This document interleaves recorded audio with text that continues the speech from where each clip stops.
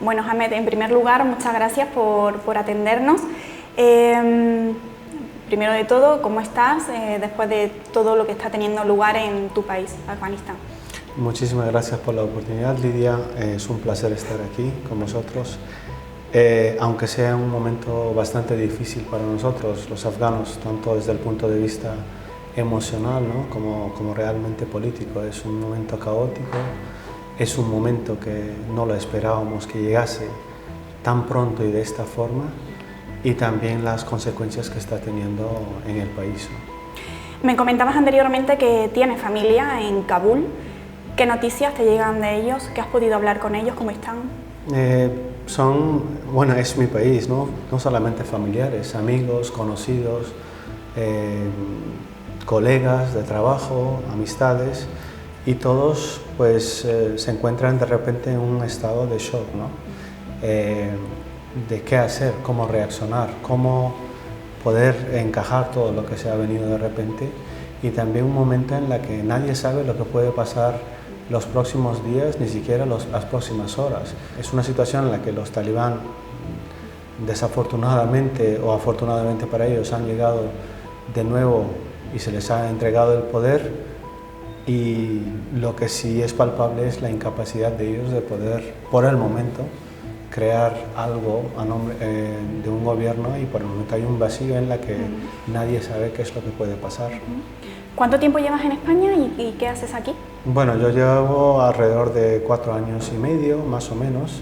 Estoy ahora mismo haciendo un doctorado en la Facultad de Derecho de la Autónoma, en Ciencias Políticas.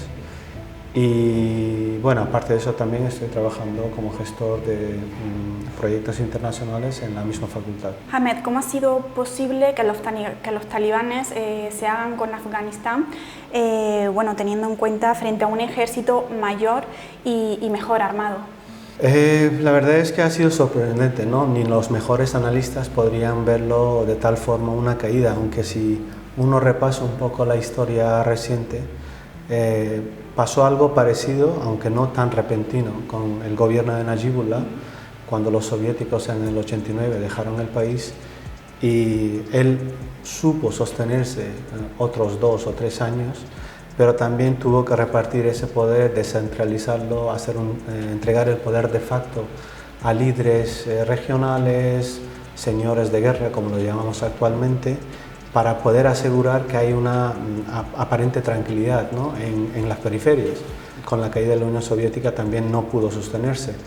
Creo que aquí faltó un poco de visión por parte del gobierno de madurar esa estrategia, de implementarlo más rápidamente, y cuando lo hicieron fue muy tardío. Y también lo que pasa es, tal y cual como en aquel entonces, es cuestión de lealtades.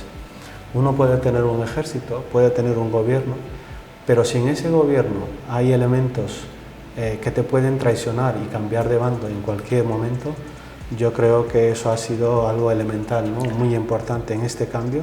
Y yo no solamente diría al ejército, porque el ejército, los soldados supieron mantenerse fiel a ese punto de defender, ¿no? Lo que es el gobierno del país. Yo culpo más a una clase política de líderes mujahidines y otros líderes religiosos o en diferentes zonas, en la que sí cambiaron de bando, y eso sí que llevó a un colapso inmediato. También aparentemente parece, por lo que se está ahora ya tranquilamente, uno puede leer y escuchar, es que sí ha habido como un entendimiento de no, luchar en las afueras, pero si llegaban cerca de las ciudades, el presidente antiguo, la decisión era de no luchar porque no quería que se repitiera la misma historia de los 90, ¿no? De esas guerras calle con calle, y tener otro escenario como Siria o como otros países en conflicto. Yo creo que ahí también esa decisión influyó y fue como un efecto dominó. De hecho, Ghani ha dicho que deja el país para evitar un derramamiento de sangre. ¿Le ha decepcionado su presidente? Ahora ya cuanto más tiempo pasa, uno puede ya o sea, verlo ya no tan emocionalmente, ¿no?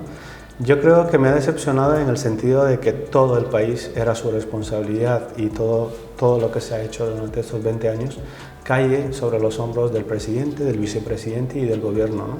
En ese aspecto todos hemos quedado desprotegidos y no han sabido implementar una política que fuese o una estrategia militar, desconozco de aspectos militares, de que puedan prevenir este tipo de... Yo creo que ya una vez que estaban los talibán a las puertas de Kabul,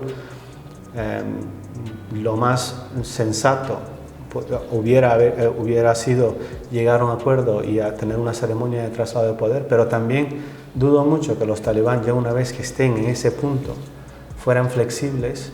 La única decisión que uno puede agradecer que si hoy en día no hay una guerra en las calles de Kabul y no hay un derramamiento de sangre, todos sabían cuál iba a ser el resultado, la destrucción y la muerte de miles de personas, y también se destruiría la ciudad que costó tanto en los 20 años que empezara a ponerse sobre sus pies. Desde un punto de vista político, uno lo puede analizar como una decisión astuta, que a lo mejor no nos guste, pero también lo que ha hecho es no entregar el poder oficialmente a los talibán, que a lo mejor políticamente, simbólicamente, actualmente es el único presidente electo, y su vicepresidente también y el gobierno también. Entonces ahí están los talibán con ese dilema de cómo resolver eso, porque no se les ha entregado el poder como reconoce, ¿no?, la ley y la constitución. Pero puede ser que los afganos se sientan abandonados por su presidente. Eso es obvio, eso es obvio. Siempre tienes que culpar al máximo dirigente por la situación por la que te encuentras. Lo digo un poco, como te dije, emocionalmente sí que nos ha defraudado a todos, pero también políticamente yo creo que ha hecho, lo único que ha hecho es decir, mira, no voy a entregar el poder a manos de esas personas porque no voy a bajarme, ¿no?, a darle las manos a los talibán y recibirles. Aunque era obvio que si estuviera o no estuviera, ellos tomarían el poder. Echando la vista atrás, parece que el mayor peso militar lo asumió Estados Unidos en cuanto a número de operaciones, en cuanto a efectivos. ¿Ha estado Estados Unidos demasiado solo? La comunidad internacional, liderada por Estados Unidos, tomaron esa decisión, tomaron esa estrategia y implementaron esa política de lucha contra el terrorismo global para venir a Afganistán, y vinieron todos juntos, ¿no? Ya cada uno tiene su papel, y Estados Unidos, como el poder hegemónico que es, pues ha ejercido ese papel. Y no porque esté solo, porque estuvieron ahí también fuerzas militares de la OTAN y todas las misiones que han llevado a cabo, desde la misión de ISAF, que era mantener la paz y la seguridad, hasta la última fase de la misión, que era el Resolute Support, ¿no?, apoyo resoluto. Al final, el peso de la guerra en sí contra los talibán y la lucha contra el terrorismo lo llevaba solamente el ejército de Afganistán desde hace muchísimos años. Ya concretamente desde el año 2014 ya llevaban todo el peso. Yo creo que es un momento que todos dicen, bueno, ¿para qué ha servido todo este esfuerzo, todo ese apoyo si se ha derrumbado? Pero hay que entender también que el ejército, en ese sentido, aunque nos ha defraudado, pero yo creo que lo que nos ha defraudado es la élite política, cambiando el bando. Estados Unidos tiene la responsabilidad, como muchos otros países, de lo que se está sucediendo, porque el conflicto de Afganistán ni era antes del 2001 un conflicto interno, ni lo es ahora. Siempre ha sido un conflicto que ha tenido esos dos elementos. Elemento interno, en la que hay unos señores que están siendo utilizados como proxies, ¿no?, para encararse uno con el otro, para poder proteger los beneficios de los que le apoyan, países de la región o otros actores, y el elemento exterior, que es la rivalidad que hay a nivel regional, la rivalidad que hay a nivel internacional, y cualquier rivalidad entre China, Rusia, Estados Unidos o en un escenario más grande nos va a llegar a afectar siempre. Hoy es un fracaso no solamente del gobierno de Afganistán y de nosotros como afganos, porque luchamos por esto 20 años, y es también un fracaso de la comunidad internacional.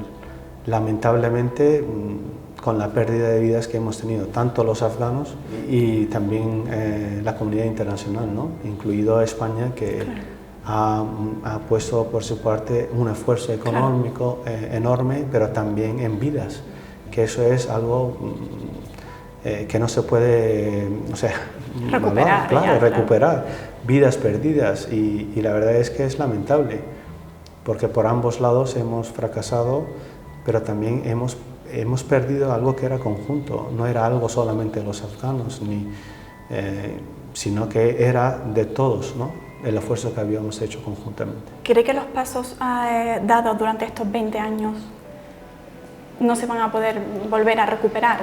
¿Está todo perdido? Estaba hoy pensando, ¿no? Porque lo que te lleva a esta situación es pensar en todo lo positivo, pero también en todo lo negativo.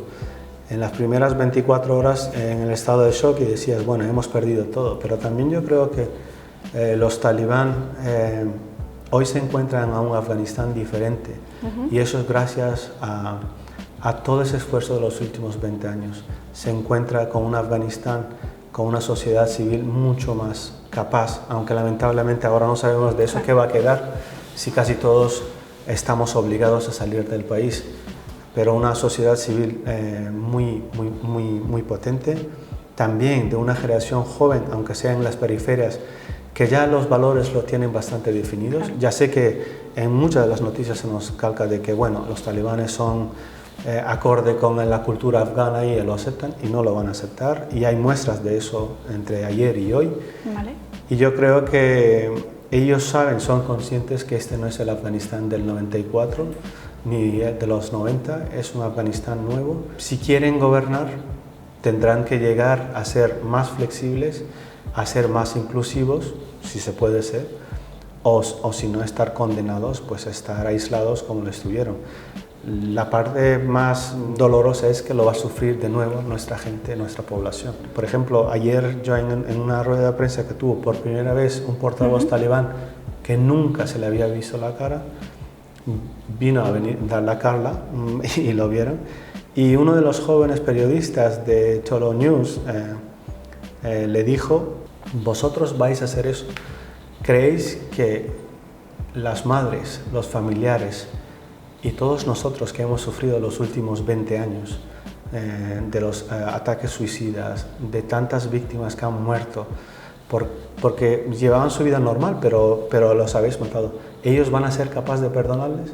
Entonces, esto sí que no existía en el 90 ni en el 94, y esto se ve hoy. Por ejemplo, hoy en la ciudad de Jalalabad, que es una ciudad fronteriza con Pakistán, hoy se ha dado casos que salen con la bandera tricolor del régimen de Ghani para oponerse a que pongan los talibanes las banderas blancas. Vale. Entonces eso era impensable cuando yo viví y cuando yo vi a los talibanes, que nadie se atrevía a dirigirles la palabra. Ellos son conscientes que este no es el mismo Afganistán. Por el momento no se les ve la capacidad de poder dirigir un país, y para eso deberán de contar con otros grupos e incluir a todos los afganos. ¿Crees entonces que esta cara amable que están mostrando es simplemente propaganda? Están obligados. Yo pienso que los talibanes ni en el ámbito militar ni en el ámbito político actúan solos. Hay una estrategia y una agenda muy pensada, que les dicen cómo tienen que ser y cómo no, y ahora lo que les toca es jugar ese papel de que hemos cambiado, pero hablar con ellos 10 minutos y ya sabes más o menos. Por ejemplo, ayer dicen que los derechos de las mujeres lo aceptan, pero en el marco de la Sharia, que puede haber una libertad de expresión, pero en el marco de la Sharia. Claro. Ese marco, ¿quién lo determina? Ellos. Van a colgar, decir esto sí, esto no. El pueblo de Afganistán es un pueblo musulmán, es un país islámico de sí, y no tiene nada que nadie puede venir a enseñarnos a nosotros lo que es luchar por esos valores. Esa forma de decir que todo acorde a la Sharia, pero ¿qué Sharia? Porque la Sharia que habíais tratado de imponer sobre el pueblo hace 20 años, eso no tenía nada, o sea, no parecía, y es una versión radical, y esa nadie lo va a aceptar. Y por desgracia yo estuve Durante el colapso, recuerdo el colapso de Najibullah, cuando llegaron los mujahidines y destruyeron toda la ciudad. También estuve cuando ya los mujahidines nos tenían tan hartos de tantas guerras y luchas entre sí y habían destruido todo el país, que ya decíamos que cualquier alternativa sería mejor, y aparecieron los talibán. Y de repente lo que hicieron ellos fue, ya que la ciudad está destruida físicamente, ¿no? Que no había edificios, no había luz, no había agua, no había servicios, no había gobierno, era un estado, bueno, era un lugar fallido, ¿no? No había estado. Llegaron los talibán y lo que hicieron fue destruirnos por dentro, ¿no? Mentalmente, delimitarnos hasta dentro de nuestras propias casas, y eso fue ya el último golpe que nos dieron, ¿no? Mentalmente y psicológicamente. ¿Qué edad tenía? Yo cuando llegaron los talibán tenía alrededor de 16 años. ¿Y cómo recuerdas tu día a día? Pues brutal, porque llegaron y a cabo de 2 horas ya habían ejecutado al presidente Najibullah y lo habían puesto ahorcado para que la gente lo vea en una de las calles más transitadas. Y se temía que esta vez podrían hacer lo mismo. ¿Quién les iba a impedir lo mismo si el presidente Ghani no iba? Miles de extremistas de Irán, de Pakistán, de Rusia han luchado con los talibanes durante muchos años. ¿Qué crees que van a hacer los talibanes ahora con estos grupos? Esa es la gran pregunta. Y yo, no solamente rusos de países de Asia Central, pero también de China. El Turquistán del Este es una de las fracciones de esos radicales que están luchando codo a codo con los talibán.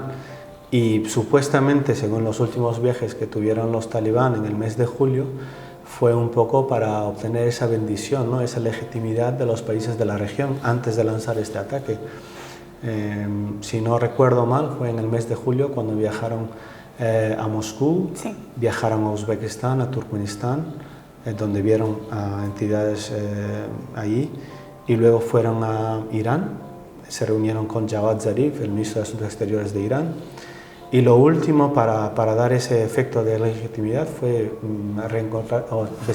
visitar y reunirse con el ministro de Asuntos Exteriores de China, que no recuerdo bien el nombre. Se vieron en julio y es muy atípico, no es normal que tome una foto un ministro de Asuntos Exteriores chino con un señor que está representando a un grupo que está en la lista negra de las Naciones Unidas, ¿no? como turista. Habrá que ver qué capacidad tienen, porque no es solamente eso, los talibán nunca renunciaron a su vínculo con Al-Qaeda. Se está por ver cuál es la relación que tienen con el Daesh Khorasan, que muchos dicen que son rivales, pero yo viendo mi país y conociendo todo y todo lo que uno puede leer, es muy difícil de separarlos uno del otro, también por la forma en la que se mueven, y lugares donde que se mueven es muy difícil, y luego la capacidad que va a tener para formar un gobierno legítimo. Claro. Y creíble, ¿no? Y fiable a nivel regional e internacional. Es una apuesta que a lo mejor han hecho varios países de la región y quizás países actores a nivel internacional, y habrá que ver cómo va a salir. Por el momento yo soy de los que desconfía totalmente de esa forma de presentarse y decir que hemos cambiado, porque no solamente por decirlo van a cambiar. Hay informes ya que dicen que el Estado Islámico está enviando a sus hombres a Afganistán. ¿Crees que Afganistán se va a convertir en refugio seguro para terroristas? Tal y como está ahora mismo con los talibanes, ahora mismo lo es. Conociendo esa parte en donde también Pakistán ha dado cobijo y ha dado, como dicen, safe havens, ¿no? Para todo tipo de grupos radicales en la frontera y en su propio territorio, ¿quién va a decir que eso va a disminuir? Si ha dado tan buenos resultados, ¿por qué lo tienen que eliminar? Yo creo que son serias cuestiones que una vez que se acabe este shock actual de que si han tomado el poder, si muchos lo ven como positivo, otros ven que bueno, eso es lo que se merecían los afganos, y otros lo vemos como nosotros y la mayoría de los afganos como una traición muy grande que ha pasado por parte del gobierno o la comunidad o la región. son cuestiones que tendrán que responder y analizar mucha gente, porque están ahí y son una realidad, no es algo ficticio ni algo de corto plazo, es algo que se ha plasmado ahí desde la guerra contra la invasión soviética en los años 80 hasta ahora, y eso sigue ahí permanente.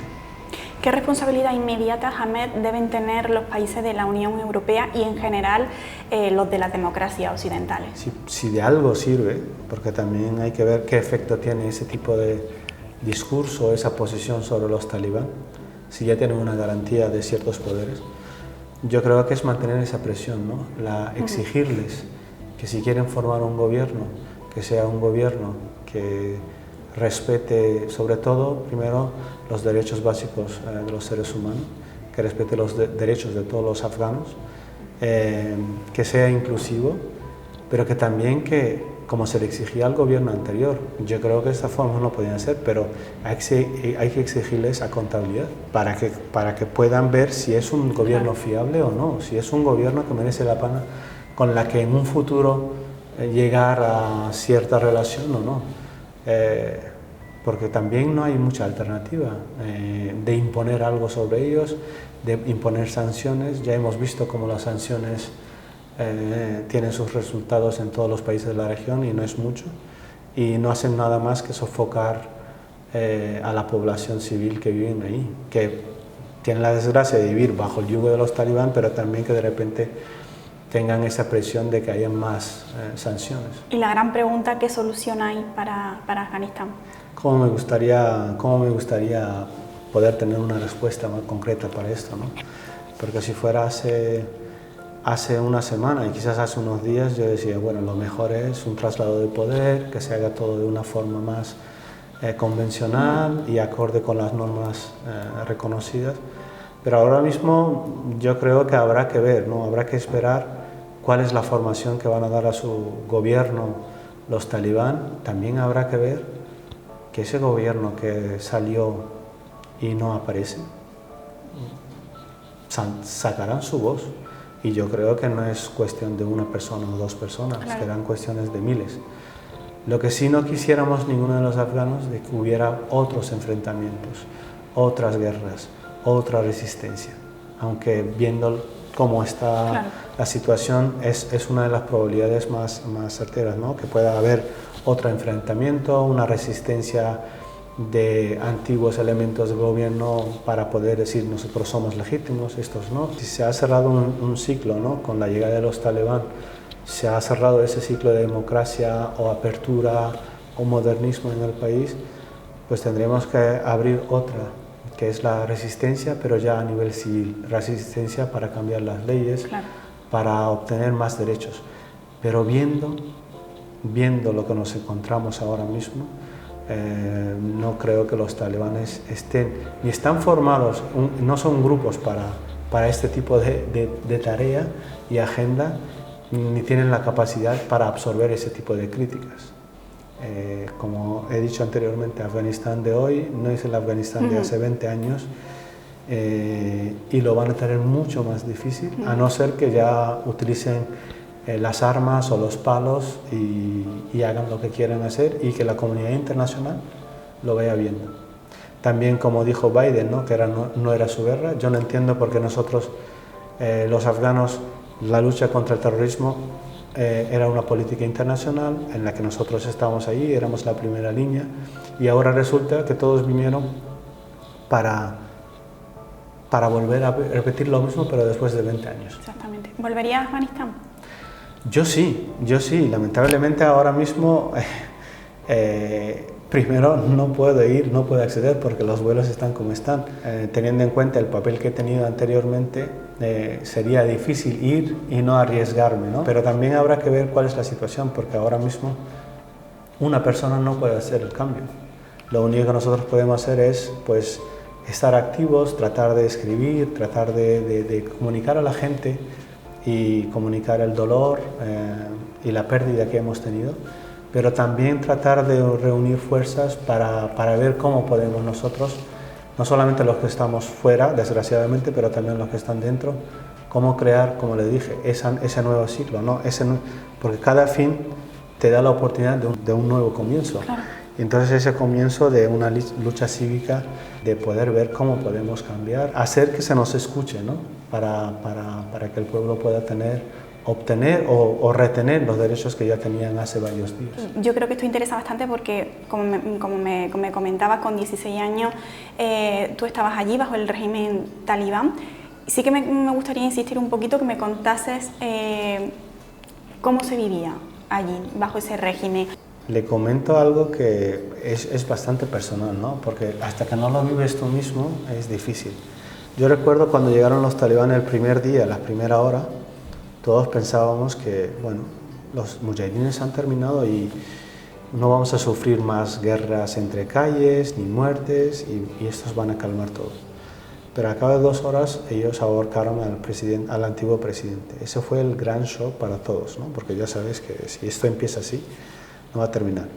Pero luego, en el mismo discurso, los primeros días no decían nada a las mujeres, pero a cabo de un mes ya empezaron a pegar, a poner el burka obligatoriamente, a separar a parejas en las calles, preguntarles si esta es tu pareja, si no lo es, quién es y tal.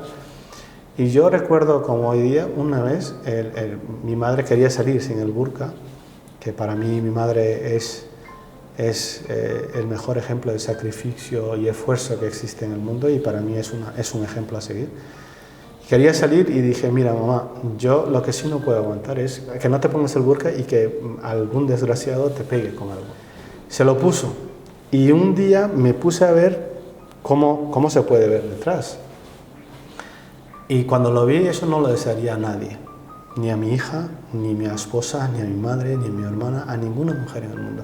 A lo mejor dicen que es bonito porque está en Occidente y está hablando estas palabras, pero es algo que hemos sufrido y la hemos visto. Yo creo que la libertad para hombres y mujeres, y tienen todo el derecho de ejercer como ellos quieran, vestirse como ellos quieran y llevar su vida. Algo que estábamos haciendo en Afganistán, con todas las limitaciones, con todas las guerras, con la sociedad que estaba devastada por 20 años de guerra, pero se estaba consiguiendo de que cuando se fueran nuestras hijas, nuestras hermanas pudieran ir al colegio a estudiar.